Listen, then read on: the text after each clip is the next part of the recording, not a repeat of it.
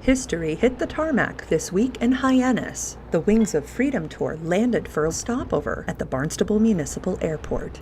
World War II is without a doubt the most important historical event in the last 1,000 years, and we're tragically losing a lot of our veterans, and the stories are going away with them. So we have the world's only flying B-24 Liberator, which is behind me. Over 18,500 B-24s were built during World War II, and this is the only one left flying today, along with a B-25 Mitchell, made famous from the Doolittle raid, where they took off of the aircraft carrier to bomb Tokyo shortly after Pearl Harbor, and the most famous fighter of all time, the North American P-51 Mustang. I still pinch myself every day that I get to do this. I mean, it's every pilot's bucket list wish is to fly a Mustang, and I get to fulfill that for a lot of people, but the great part is I get to do it over and over.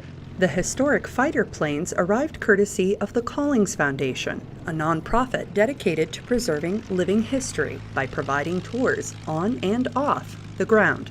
The Collings organization is a non-profit, and they have a tremendous collection of airplanes, World War II, World War I, pre-World War I, all flyable.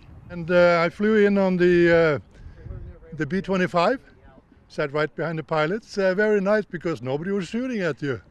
If somebody wants to go up in this airplane, they're going to fly it, because we do these flights as flight instruction. It's really rewarding to fly a World War II veteran who's not flown a P-51 Mustang in 70 years, or somebody who just always dreamed of it. A lot of veterans want to do it, but we find that there's a lot of children and grandchildren of veterans that still want to come out and fly in these airplanes. They want to experience what their father or their grandfather experienced. This is a way to preserve that history so the younger generations can come out and learn about the sacrifice made during World War II. As more and more years go by, we don't want to forget about what happened at World War II. And so it's an opportunity for us to welcome these pilots here, to welcome the Collings Foundation here to Barnstable Municipal Airport, and to get our youth interested in aviation to see what a bomber looks like, to look at an aircraft that was flying during World War II,